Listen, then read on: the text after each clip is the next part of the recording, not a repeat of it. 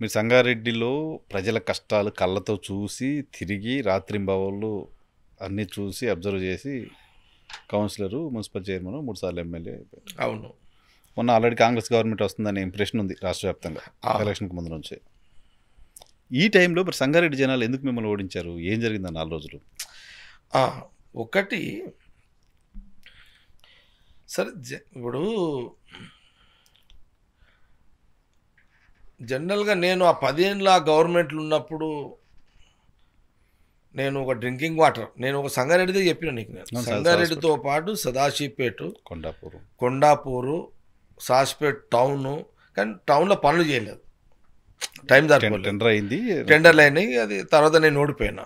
Kondapur filter bed కట్టించిన, సదాశివపేట మండలం కట్టించిన, కంది సంగారెడ్డి కలిపి ఫిల్టర్ బెడ్ కట్టించిన, ఇవన్నీ చేసిన.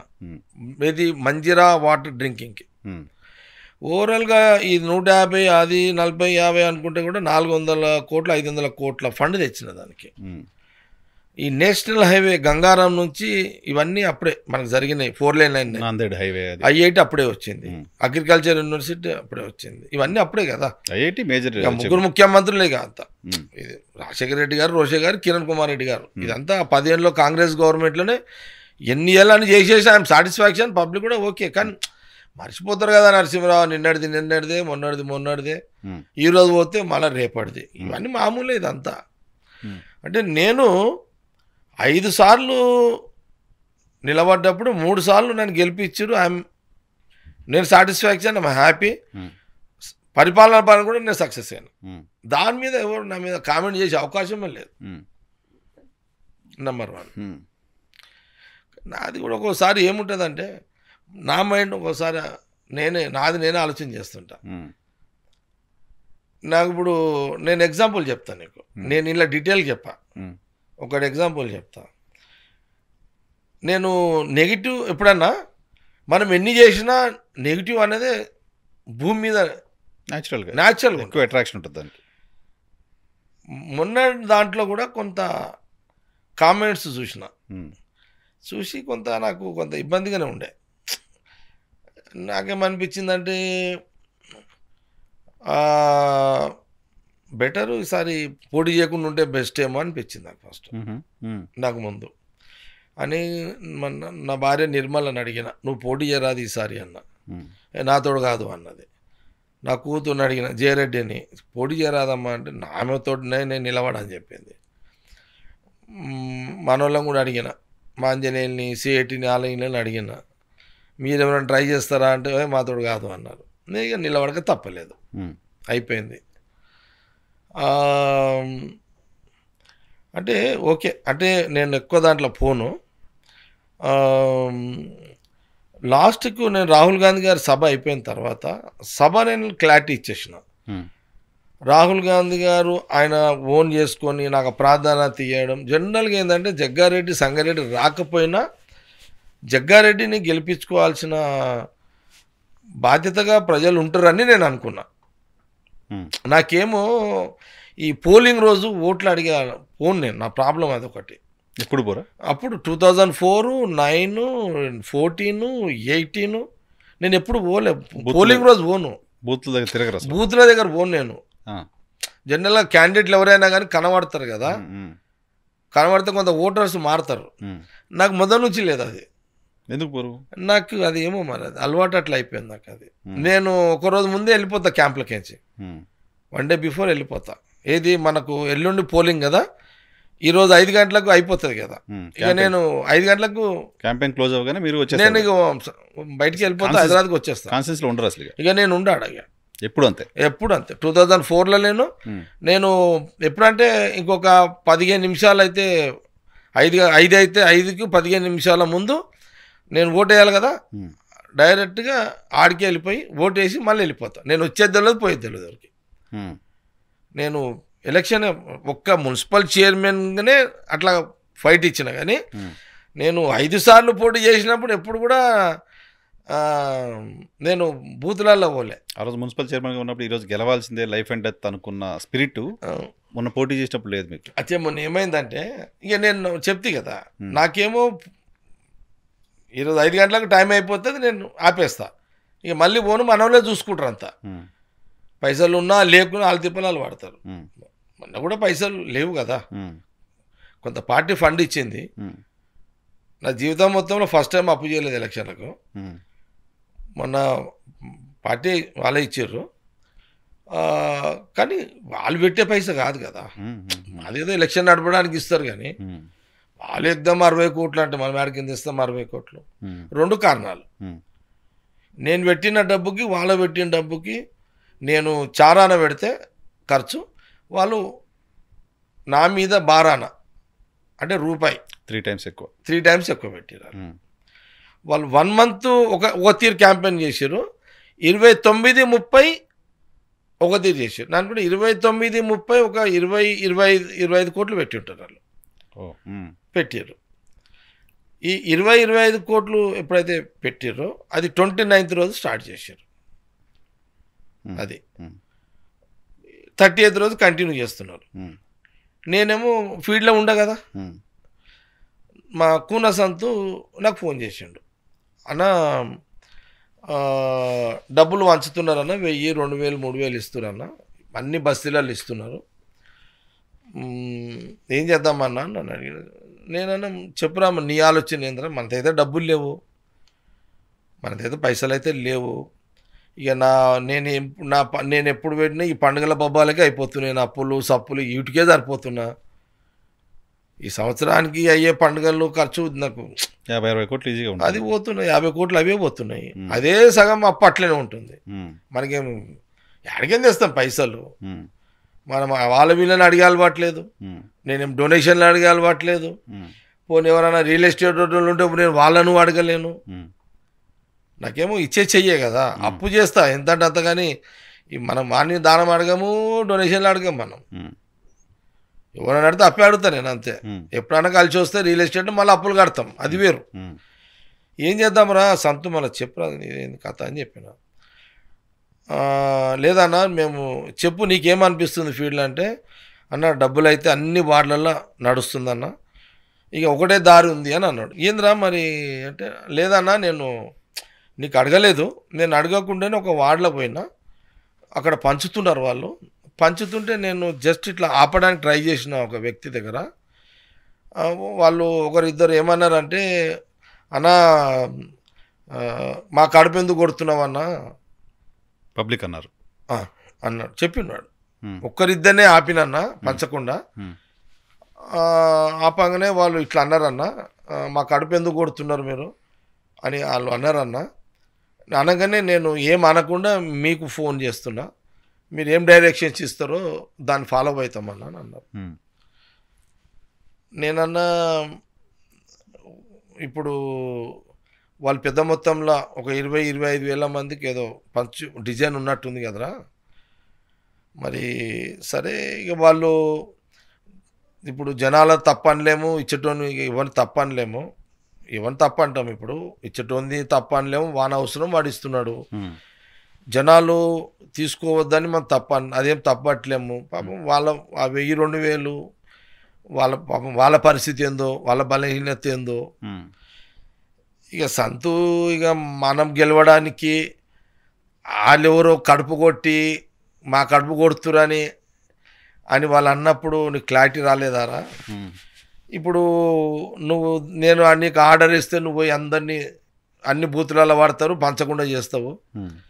మరి వాళ్ళ మనుషులు అయితే ఉంటుంది కదరా, జగ్గారెడ్డి మనుషులు వచ్చి మాకు 1000-2000 రాకుండా అడ్డం దాకిర్రు, మా కడుపు మీద కొట్టిర్రు అని నువ్వు అన్నాడని అంటున్నావు కదా, అది ఒక ముద్ర ఉండిపోతుంది కదరా, అంతకంటే ఓడిపోయిందే బెస్ట్రా. ఇదే అన్నా నేను మనకి, ఇదే అన్న మనకి, అంతకంటే ఓడిపోయిందే బెస్ట్రా. జగ్గారెడ్డి మనుషులు నేను 5 ఏళ్ళు గెలిచి, నేను 5 ఏళ్ళు ఎమ్మెల్యే గెలిచి, కానీ జీవితాంతం నాకు ఆడు అంటూనే ఉంటాడు కదరా, జగ్గారెడ్డి మనుషులు వచ్చి మా కడుపు కొట్టిపోయారు, మాకు వచ్చే 1000-2000 రాకుండా చేసిరు అని వాడు తిడుతూనే ఉంటాడు కదరా. ఇప్పుడు ఏం సుఖంరా గెలిచినాక, ఆ తిట్లు అవసరమారా మనకు? ఒక 5 ఏళ్ళు లేకపోతేనేమోరా వదిలేసారా సంతు అని చెప్పిన. ఇది ఎవరు తెలియదు, ఇప్పుడు నువ్వు ఇంటర్వ్యూలో నువ్వు అడగట్లో వచ్చింది ఇది. ఇదే డిసిషన్ నాకు 29వ తారీఖు వాడు ఉదయం 10:30కు ఫోన్ చేసినాడు. ఈ విషయం చెప్పిన తర్వాత సంతు ఇక ఎవ్వరు కూడా వదిలేసేయండి, ఇక ఎలక్షన్ వదిలేసేసాడు. ఇక మీరు పంచాలనే ఆలోచన మరి అందరూ డబ్బులు లేవు కదా, ఇప్పుడు నా దగ్గర డబ్బులు లేవు. 5 సంవత్సరాలు మీరు డబ్బులు పంచుతారు. నేను 5 ఏళ్ళు పంచుతా, రాజకీయం కోసం పంచా, ఓట్ల కోసం పంచా. సమస్యలు ఎవరన్నా వచ్చి అన్న నాకు 1000 రూపాయలు కావాలి, నాకు 2000 కావాలి, గోళీలకు 5000 కావాలి, ఎవరైనా ఆటో రిక్షాలు పోతుంటారే సార్ నిలబడ్డాడని వచ్చి అడితే 1000-2000 ముసలోళ్ళు, అది ఓట్ల కోసం కాదు కదా. నాకు పనిచేసే షోకున్నది, సార్ అడుగు తీస్తాడని వాళ్ళు అడుగుతారు, అది ఓట్లకు కాదు. నేను 5 ఏళ్ళు పంచేదనేది అంటే నాకేమో నాకు ఇచ్చే అలవాటు, షో కాదు, నాకు ఇచ్చే అలవాటు.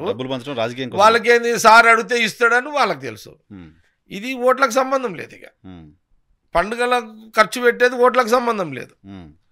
నాకు షోకు పబ్లిక్ ఇంట్రెస్ట్, నాకు షోకు పండుగలది. పొలిటికల్ మోటివ్తో చేస్తున్నాం, ఏముంది నాకు తృప్తి ఉంటుంది అందులో, ఆ ఎంజాయ్మెంట్ అలాగుంటుంది. నేను దసరా బతుకమ్మల పండుగ దసరా వస్తుందని నెల రోజులు నా బాడీ యాక్టివ్ ఉంటుంది.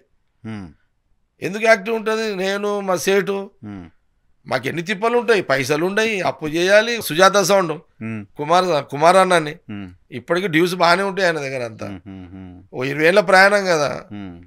ఇక తిట్టుకుంటున్నా ఒరుకుంటున్నా చేస్తూనే ఉంటాడు ఆయన కూడా. తప్పు కట్టాలి, కొత్త మళ్ళీ అప్పు చేయాలి. అదే 1 కోటి రూపాయలు ఉందనుకో 25 లక్షలు ఇస్తాం ఆయనకు, అన్నా ఇక 75 ఉన్నప్పుడు ఇస్తామన్నా. ఇక ప్రతి పండుగకు ప్రతి పొలిటికల్ ప్రోగ్రామ్కి అంతే ఆయనకు. కాబట్టి మాకు ఈ సమస్యలు ఎప్పటికి ఉంటాయి, ఇక మాకు నిరంతరం ఉంటుంది మాకు ఇది సమస్య. వేరేది ఏముంటుంది నరసింహరావు, ఎలక్షన్లు వస్తాయి ఖర్చు పెట్టాలి, అది వేరు. నాదేమో సంవత్సరానికి పండుగలకే నాకు పెద్ద ఫెస్టివల్ కదా, శ్రీరామనవమికే దాదాపు 2 crores వస్తుంది నాకు. నేను ముత్యాలు నాకు స్పెషల్ ఇంట్రెస్ట్ అనమాట.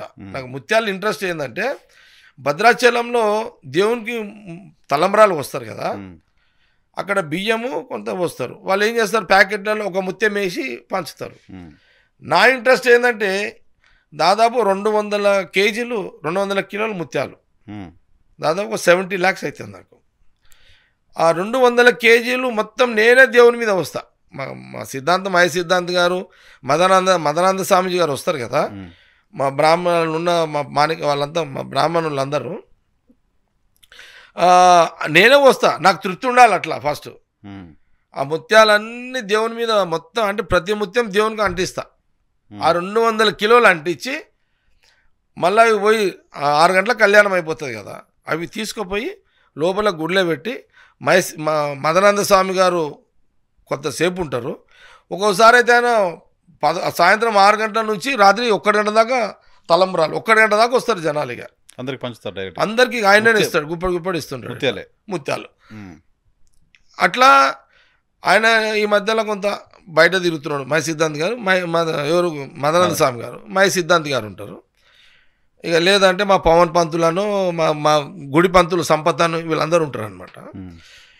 అయితే మా ఇంట్రెస్ట్ ఏంటంటే అన్ని తలంబ్రాలు సంగారెడ్డి ప్రజలకు పోవాలి, అది నా లైన్ అనమాట. అది ప్రతిది కూడా దేవుడు ఆ ముత్యము దేవుడు తాకాలి, అది ఓ సాటిస్ఫాక్షన్ ఉంటుంది కదా, అది నేనే దగ్గరుండి చేస్తాను. అట్లా నా ఖర్చు అది. ఇక ఊరంతా లైటింగు అదో 2 కోట్లు అవుతుంది. ఇక దసరా మజా వేరే ఉంటుంది నాకు. బతుకమ్మల కట్ట మీద అదో 40-50 లక్షలు అవుతుంది. ఎమ్మెల్యేగా గెలిచిన దానికంటే గెలిస్తే వచ్చే మజా కంటే ఆ మజా ఎక్కువ ఉంటుంది. ఎమ్మెల్యే గెలిస్తే 1 రోజు 2 రోజులు, కానీ నేను పండుగలతోటి ఒక్కొక్క నెల ఎంజాయ్ చేస్తాను. ఎన్ని ఎంజాయ్లు ఉంటాయి, పైసలు టెన్షన్ ఎంజాయ్, ఆ పులివెట్టుడు ఎంజాయ్, పండుగ రోజు ఎంజాయ్, ఆ మాసు, ఆ పబ్లిక్, ఆ మజా. పబ్లిక్ కూడా అట్లా ఎంటర్టైన్ చేస్తారు, చిన్న చిన్న పిల్లలు, ఫ్యామిలీస్, తల్లిదండ్రులు. దసరా రోజు అయితే ఒక 4 గంటలు 5 గంటలు స్పేర్ చేస్తారు వచ్చి గ్రౌండ్లో. మంచి డ్యాన్స్, అది ఒక పెద్ద ఎత్తున ఆర్భాటం ఉంటుంది కదా, రావణుని కార్యక్రమం ఉంటుంది.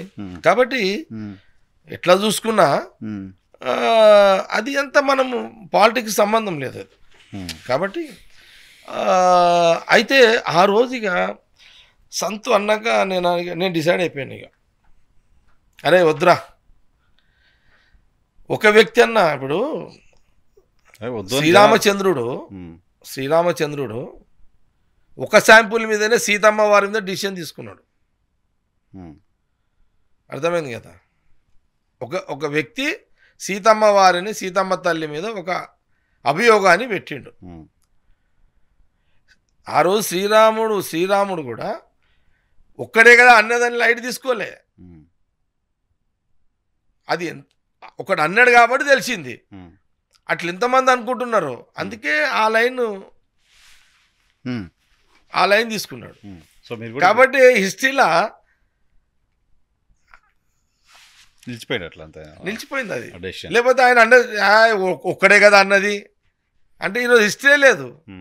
అట్లా ఒక వ్యక్తి, నాది హిస్టరీ కోసం అని కాదు, ఒక వ్యక్తి శాంపులే నేను తీసుకున్నా. అట్లా మేము అటాక్ చేస్తే డబ్బులు ఇచ్చుడు బంద్ అయిపోతే అప్పటి పూర్తికి అయితే ఆ 1000-2000 ఆ గరీబోళ్ళకు అప్పటి పూర్తికి ఏదో దానికి ఖర్చులకు వచ్చే పైసలు, అరే జగ్గారెడ్డి వచ్చి ఇట్లా అలా మనుషులు వచ్చి చేసిండు అనేది ఉండిపోతుంది కదా. ఇప్పుడు ఇక వాళ్ళు ఎప్పుడు దాన్ని తిట్టుకుంటుంటారు కదా. ఇప్పుడు గెలిచి తృప్తి పడాలా, వాళ్ళకి వచ్చే 1000-2000 అడ్డంపడి నేను తిట్లు తినాలా అని సంతుకు చెప్పిన, వద్దురా వదిలేసాయి, ఏముంది వదిలేసాయి, నేను ఎట్లా రాను కదా, వదిలేసేసాయి చూద్దాం. జనాలు ఒకవేళ వాళ్ళ డబ్బులు పంచినాక కూడా జనాలు గెలిపించుకుంటే ఆ సర్వీస్ అలాగే ఉంటుందిరా. ఒకవేళ మా కడుపు కొట్టి మాకు డబ్బులు రాకుండా చేసిరు అనే చెడ్డ పేరు వద్దురా, చరిత్రల పేరు మనకు వద్దు. ఒక టర్మ్ నేను ఎమ్మెల్యే లేకపోయినా పెద్ద ఫరక పడేది ఏం లేదు. ఇక ప్రశాంతంగా అట్లా హైదరాబాద్లో ఉండిపోతా, పండుగలు యథావిధిగా నడిపిస్తా. నేను ఓడిపోయినా అని చెప్పి పండుగలే మాప, పండుగలు యథావిధి చేస్తాము. మనం దాహవాన్లకు తోచిన సాయం చేస్తాము. కాబట్టి ఎక్కువ రానని చెప్పిన. ఇక రా వద్దిగా ఏదన్నా ఇటే పార్టీ ఏదన్నా బాధ్యతలపై చెప్తే పార్టీ పని చూస్తారా. ఇక నేను కొన్ని రోజులు ఇక కానీ ఇక వాళ్ళు చేసుకోండి. ఇట్లా గవర్నమెంట్ మనదే ఉన్నది కదా, మీ పనులు ఏమైనా ఉంటే నేను సీఎంకి మినిస్టర్స్కి చెప్పి మీ పనులను చేసి పెడుతుంటా, ఇబ్బంది లేదు కదా. జగ్గారెడ్డిగా నాకు ఉండే ఇంపార్టెన్స్ నాకు ఉంటుంది. ఇప్పుడు సీఎం రేవంత్ రెడ్డి ఉన్నాడు, ఇది ఉన్నది. మొన్న ఒక లెటర్ ఇచ్చినాం మొన్న, మా మహబూబ్ సాగర్ చెరువు కట్టది హెచ్ఎండిఏకి సంబంధించి బ్యూటిఫికేషన్ ఆఫ్ బండు కింది బజార్ చెరువు కట్ట మహబూబ్ సాగర్. వినాయక చవితి ఆడ బతుకమ్మలు ఆడతారు. ఒక 500 కోట్లకు మన సీఎం రేవంత్ రెడ్డి గారికి ఇచ్చినాం మొన్న ఇస్తే ఆయన లెటరు హెచ్ఎండికి పోయింది. అది నాకు వచ్చి అధికారులు అడిగిర్రు. అట్లనే ఇంకో కట్ట ఉంది అక్కడ మహబూబ్ సాగర్, ఇంకో సపరేట్ ఇరిగేషన్ది. దానికి కూడా ఉత్తమ్ కుమార్ రెడ్డి గారికి ఒక లెటర్ ఇచ్చిన 230 కోట్లది. ఆయన కూడా ఎండాజ్ చేసిండు ఆడ. ఇక అట్లా ఈడుండి నడుస్తుంది. మన గవర్నమెంట్ కాంగ్రెస్ గవర్నమెంట్ ఉంది, మన వాళ్ళే ఉన్నారు. ఇప్పుడు సపోజ్ సిద్ధాపూర్ విలేజ్ అండ్ అలియాబాద్లో నేను 9,000 మంది ఇళ్ల స్థలాలు ఇచ్చిన. నేను ఓడిపోయిన తర్వాత 2014లో అప్పుడున్న టీఆర్ఎస్ వాళ్ళు వాళ్ళందరూ నిలగొట్టిర్రు. సేమ్ మన రెవెన్యూ మినిస్టరు పొంగులేటి గారికి కలిసిన, ఇది పర్సనల్గా చెప్పి ఇట్లుంది అంటే గతంలో ఎవరికైతే సర్టిఫికేట్లు ఇచ్చినో వాళ్ళకే పొజిషన్ ఇవ్వాలి, ఆ భూమి మళ్ళా అని కలెక్టర్కి చెప్పు అని చెప్పి లెటర్ ఇచ్చిన. ఆయన ఇమ్మీడియట్ నా ముందే కలెక్టర్కి చెప్పిండు. కలెక్టర్ నుంచి రెస్పాండ్ అయింది. కలెక్టర్ కూడా ఆర్డీఓ ఎంఆర్ఓలకు ఆదేశాలు ఇచ్చారు. అది ప్రాసెస్ నడుస్తుంది. గతంలో నేను ఎవరికైతే 2013లో ఇళ్ళ జాగాలో పొజిషన్ ఇచ్చే సర్టిఫికేట్లు ఇచ్చినో, దాని తర్వాత టీఆర్ఎస్ గవర్నమెంట్ వచ్చినాక వాళ్ళని ఎవరైతే ఎలగొట్టిరో టీఆర్ఎస్ హరీష్ రావు అప్పుడున్న ఎమ్మెల్యే, టీఆర్ఎస్ ఎమ్మెల్యే, మళ్ళీ ఇప్పుడు నేను ఎమ్మెల్యే లేకపోయినా మళ్ళీ పొంగులేటి గారికి అదంత ఇచ్చిన. ఇప్పుడు నేను ఆ డ్యూటీ చేస్తున్నా. సీఎం రేవంత్ రెడ్డి గారిని కలిసి కాన్స్టిట్యున్సీకి సంబంధించింది ఫండ్స్ అడుగుతున్నా, ఇంకా అడుగుతా. ఇప్పుడు irrigation minister Uttam Kumar Reddy, finance minister Bhatti Vikramarka, Sridhar Babu, industry minister ఏమైనా ఉంటే కూడా అక్కడి నుంచి నడుస్తుంటుంది. మా జిల్లా minister Damodar Rajanarasimha, health minister ఏనాయే. ఇవన్నీ ఉన్నాయి కదా, స్కీమ్లన్నీ అమలు అవుతాయి. డెవలప్మెంట్ యాక్టివిటీ అవుతుంది. గవర్నమెంట్ మనదే కదా, హ్యాపీగా పనులు చేసుకుంటారు. ఇక నేను మా అమ్మ వాళ్ళకి చెప్పిన, అరే నాయన మీరే చేసుకోండి, ఇక పనులన్నీ మీరు చెయ్యండి, జనాలకు హ్యాపీగా ఉంచండి, నేను కొంత ఇట్లుంటా ఆ పండుగలప్పుడు వచ్చిపోతుంటా మీకు ఇక ఉమ్. పండుగలో కనబడతా. సో మీ విజిట్ ఇప్పుడైతే నన్ను ఎవరేమన్నారు, ఓడిపోయినారు కాబట్టి ఇక ఆడడానికి ఏముంటుంది, ఇప్పుడు అడగారు కదా. ఓడించిన వాళ్ళకి ఇప్పుడు ఆడడానికి. జగ్గారెడ్డి ఎందుకు వస్తలేడని అడగారు. ఉమ్. ఆ? అవును. ఇక అది కూడా పోతుందిరా నాయన అని చెప్పిన నేను. సో మీరు చాలా పురుషత్తుగా ప్రశాంతంగా నేను చాలా ప్రశాంతంగా ఉన్నా. నేను మా ఊళ్ళో కూడా చెప్పిన, మీరేం టెన్షన్ పడకుండా. ఉమ్. మరే గెలుపులో ఒకరోజు ఆనందం రా, ఓడిపోతే అన్ని రోజులు ఆనందమేరా అని చెప్పిన వాళ్ళకి. ఉమ్. జగ్గారెడ్డి అట్లా ఉంటాడు రా, మీరు టెన్షన్ పడకండి, గవర్నమెంట్ మనది ఉంది కాబట్టి ఉమ్. ఏమి ఇబ్బంది లేదులే, మీ పనులన్నీ జరుగుతుంటాయి, అధికారులు మీకు చెప్పింది వింటుంటారు, ఉమ్.